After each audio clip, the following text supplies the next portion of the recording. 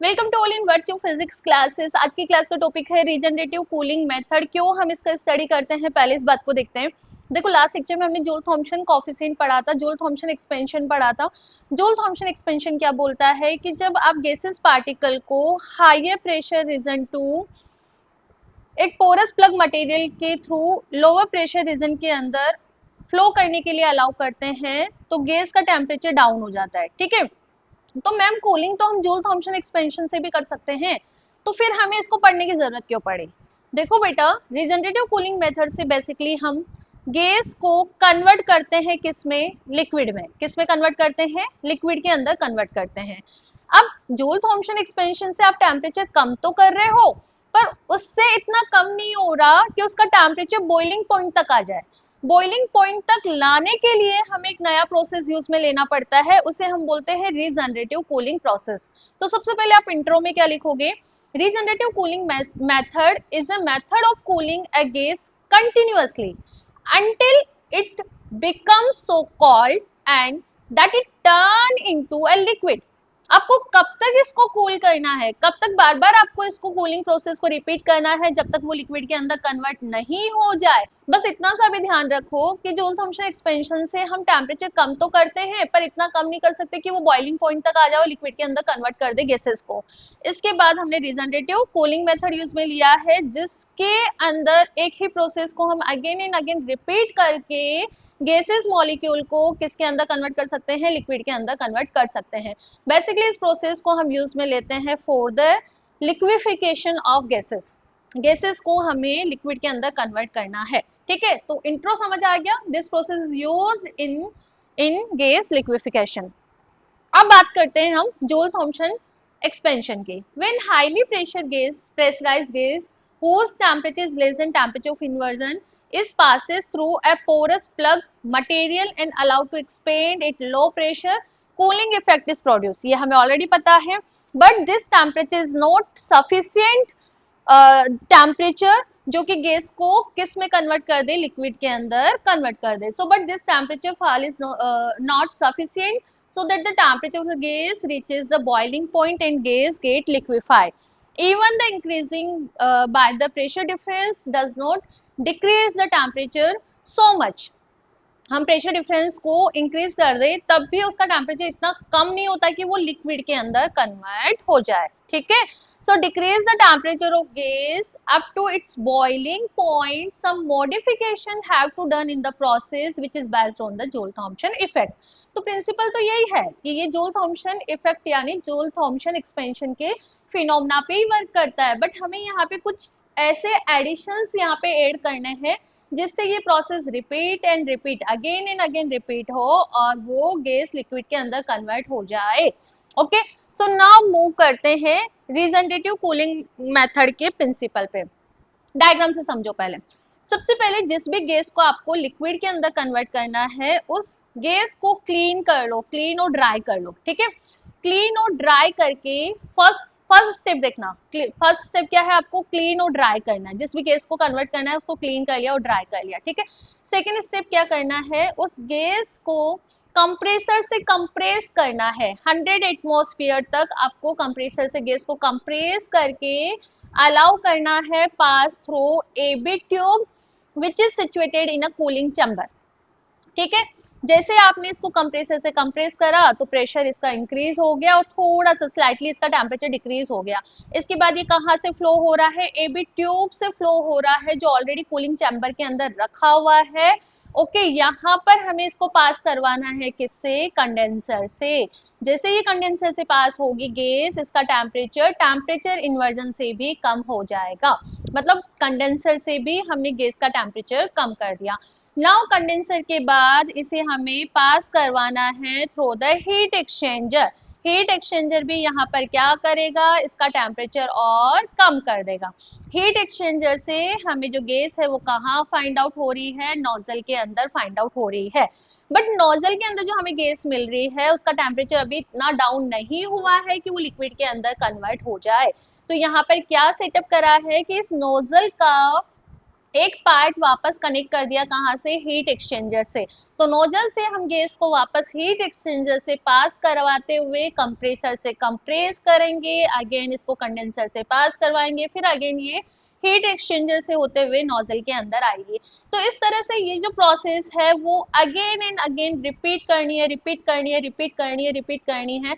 अब देखो यहाँ पर नोजल के अंदर जो टेम्परेचर मिल रहा है वो गैस का ऑलरेडी एक प्रोसेस के अंदर कम हो गया, फिर वापस उसी गैस को हमने रिपीट करवा दिया सेम प्रोसेस से, तो फिर और टेम्परेचर कम हो गया, फिर वापस इसी प्रोसेस को रिपीट करवा दिया इन सभी सेटअप से, तो वापस इसका और टेम्परेचर डिक्रीज हो गया। और ये प्रोसेस कब तक चलती रहेगी, जब तक कि आपको वो गैस इस फ्लक्स के अंदर लिक्विड फॉर्म के अंदर कन्वर्ट होकर ना मिल जाए। ठीक है, तो ये जो प्रोसेस है वो बार बार रिपीट हो रही है, दैट्स वाई हम इसे रिजनरेटिव कूलिंग मेथड बोलते हैं। और ये बेसिकली यूज में लेते हैं for the gas liquefaction. I hope so ये प्रोसेस समझ आई होगी। सो नाउ अब एग्जाम में कैसे लिखना है, the gas which is use to be liquefied, first purify करना है, ड्राई करना है। ठीक है, और इस प्योरीफाई और ड्राई गैस को कंप्रेसर से कंप्रेस करना है 100 एटमॉस्फेयर तक।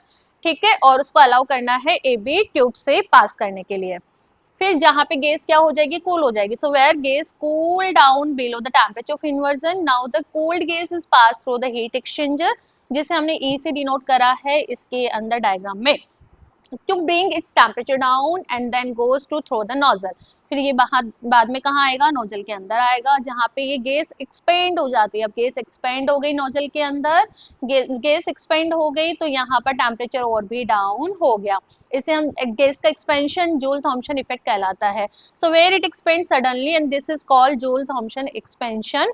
As a result, the temperature of the gas decreases due to the Joule-Thomson effect, but this decrease in the temperature is not sufficient to liquefy the gas. So now this cooling gas is sent back to heat exchanger where it's cooled further and the incoming gas flowing in the tube, and finally this cooled gas is send to the compressor, compressor से again कहाँ जाएगी, condenser, condenser से वापस heat exchanger में, उसके बाद हमें कहाँ मिलेगी, यहाँ पे नोजल से होते हुए फिर दीवार फ्लक्स में। ठीक है, so the compressor compress it's again and send the compressed gas toward the throttle valve, and in this way the cycle of the flow of the gas is completed. Now incoming gas become more cold and after the expansion through the throttle valve the gas become colder than the earlier one. This process is repeat again and again. Every time the temperature of the gas decreases and the ultimately temperature of the gas may be reaches at the which gas start liquefy. Okay, and the liquefied gas is collected in the flux. हमने यहाँ पे नीचे flux है, एक container रखा है जिसके अंदर हमें ये लिक्विड गैस मिल जाएगी। So all the gases can be liquefied by the regenerative cooling process. I hope so ये प्रोसेस आपको समझ आया होगा। ठीक है, सो नाउ अब हमें इसके लिए एफिशिएंसी निकालना है। तो यहाँ पे प्रिंसिपल तो किसका काम कर रहा है, जूल थॉम्पसन एक्सपेंशन का काम कर रहा है। वहां पे ओवरऑल प्रोसेस में क्या कांस्टेंट रहता है, एंथैल्पी कांस्टेंट रहती है। तो इन दिस प्रोसेस हम यहाँ पे एंथैल्पी को क्या लेके चलेंगे, कांस्टेंट लेकर चलेंगे। ठीक है, अब इसका हमें क्या निकालना है, एफिशिएंसी निकालना है। तो कैसे निकाले, regenerative cooling method is based on Joule-Thomson expansion, therefore liquefaction of the gases take places at constant enthalpy। ये प्रोसेस हमें समझ आ गया था। ठीक है, तो सबसे पहले हम क्या करेंगे, 1 ग्राम गैस ले ली, उसके लिए हमने एंथैल्पी इनिशियल हमने क्या ले लिया भाई, एच आई, इसका क्या है, एंथैल्पी है। ठीक है, अब ये एंथैल्पी तो हमने इनिशियली लिया है। अब इसमें से एक्स लिक्विड के अंदर कन्वर्ट हो गया। ठीक है, लिक्विड के अंदर कन्वर्ट हो गया, तो 1 माइनस एक्स आपका वापस गैसेस के फॉर्म में बचा है, जिसे हमें अगेन कहाँ डालना है, हीट एक्सचेंजर के अंदर डालना है।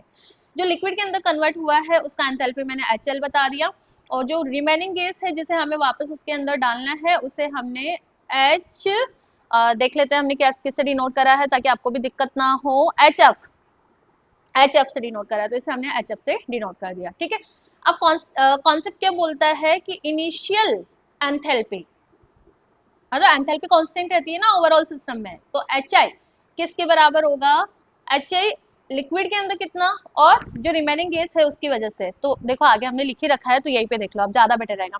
लेट पहले आप ये डिफाइन करो, let the enthalpy of 1 gram gas is H I before the expansion through the porous plug and after expansion through the porous plug let its X part convert into liquid. हमने क्या करा, इसका x part liquid के अंदर convert करा है, तो उसको हमने एक्स से डिफाइन कर दिया, रिमेनिंग पार्ट 1 माइनस एक्स जो वापस हीट एक्सचेंजर के अंदर चला गया। whose enthalpy is HL हमने डिफाइन करी थी, and 1 minus X part send back to heat exchanger, and इसके एंथैल्पी हमने HF डिफाइन कर दी, ठीक है। एंड एंथैल्पी जो जोल थॉम्सन एक्सपेंशन है उसमें अनचेंज रहती है, तो आप क्या बोलोगे, HI equal to X HL plus 1 minus X HF। अब इसको सिंप्लीफाई कर लेते हैं। हमें सिंप्लीफाई करना है, कैसे सिंप्लीफाई करें, HI मेरे पास है ऑलरेडी, एक्स HL है, अंदर मल्टीप्लाई कर दूं, मैं कर देते हैं ना अपन, ठीक है। तो प्लस प्लस अपने पास बचा H F minus x H F, ठीक है। एक्स एक्स की टर्मोलॉजी को एक साथ लिख लो, यहाँ पे एक्स एक्स की टर्मोलॉजी को मैं साथ में लिखूंगी और एक्स कॉमन ले लूंगी, ठीक है। तो मेरे पास बचा H L minus H F, ठीक है। और इधर में क्या करूँ, एच आई है, एच एफ को इधर ले आऊँ तो माइनस में एच एफ। तो बेटा यहाँ से x की वैल्यू मेरे पास क्या आ रही है, H I minus H F it's divide by H L minus H F. दोनों में से नेगेटिव साइन कॉमन लेंगे तो हम इसको लिख सकते हैं ना, H F minus H I it's divide by H F minus H L, ठीक है। ये आपका फॉर्मूला हो गया किसका, efficiency of regenerative cooling process, ठीक है। तो आप इसको कैलकुलेट करोगे, H F minus H I upon H F minus H L, अपना भी यही फॉर्मूला निकल कर आ रहा है। सो रिजल्ट क्या बोलोगे कि एफिशिएंसी कब ज्यादा होगी, जब एच आई आपका क्या होना चाहिए, मिनिमम होना चाहिए, मतलब जो इनिशियल एंथैल्पी हम लेकर चल रहे हैं शुड बी मिनिमम, तो आपको रीजनरेटिव कूलिंग प्रोसेस से एफिशिएंसी की वैल्यू ज्यादा मिलेगी। तो इस तरह से एग्जाम में यदि आता है तो आपको क्या डिफाइन करना है, सबसे पहले रीजनरेटिव मेथड का इंट्रो लिखोगे, उसके बाद क्यों यूज में लेते हैं, बिकॉज जूल थॉम्सन एक्सपेरिमेंट से जो हम टेम्परेचर कम करते हैं ना, उस पे जो गैस है वो लिक्विड के अंदर कन्वर्ट नहीं होती, अब लिक्विड के अंदर कन्वर्ट करना है तो हमें टेम्परेचर इतना डाउन करना है कि वो बॉइलिंग पॉइंट तक आ जाए, तो उसके लिए हमने रीजनरेटिव कूलिंग प्रोसेस लिया है। उसके बाद प्रिंसिपल और वो डायग्राम बनाकर आना है, डायग्राम में वर्किंग प्रोसेस को समझाना है और एफिशिएंसी आपको कैलकुलेट करनी है। लॉन्ग आंसर टाइप में ये क्वेश्चन आता है। तो मिलते हैं नेक्स्ट लेक्चर में एक नए टॉपिक के साथ। Thank you.